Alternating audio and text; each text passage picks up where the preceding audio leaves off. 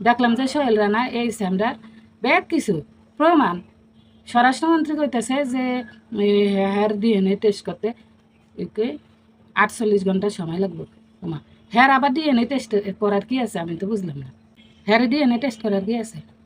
হ্যাঁ অপরাধ নিজের মনে স্বীকার করছে, ব্যাগ কিছু সাক্ষী প্রমাণ আছে, এত কিছু করার তো কোনো মানে হয় না। হ্যাঁ এত কিছু করার মানে হয় না। হ্যাঁ অপরাধ করছে বা স্যার এক করে জনসমক্ষে দিবেন আপনারা ঝুলে কি আর কয় আবেগে আইন চলে না, বিবেক দিয়া ভাবতে হইব, সংবিধান অনুযায়ী চলতে হইব। আবার সংবিধানের ভিতরে উনি যে একজন মানুষের সর্বোচ্চ শাস্তির ঘোষণা হয়ে গেছে, হ্যাঁ আবার হ্যাঁ উচ্চ আদালতে আপিল করতে পারবো। এমন নিয়মকানুন আমার মনে হয় বয়কট করা উচিত। এরকম নিয়মকানুন থাকলে জীবন ও দেশের থেকে কোনো অপরাধ কমবো না, অপরাধীরা কমবো না, আর এরা ডরাইতো না। কথা কি ভুল কইছি নি? মানে আমি আমার চিন্তাধারার তুন কইছি, মানে এই জিনিসটা আমার পছন্দ নাই। কিরে একজন মানুষ অপরাধ করছে প্রমাণিত, হ্যাঁ শাস্তি দিয়ে দিব। কি আর কয় হ্যার বলে ন্যায় বিচার পাওয়ার অধিকার আছে। হ্যাঁ চাইলে আপিল করতে পারবো, হ্যাঁ চাইলে উচ্চ আদালতে যাইতে পারবো, হ্যার পক্ষে আইনজীবী খারাইতে পারবো।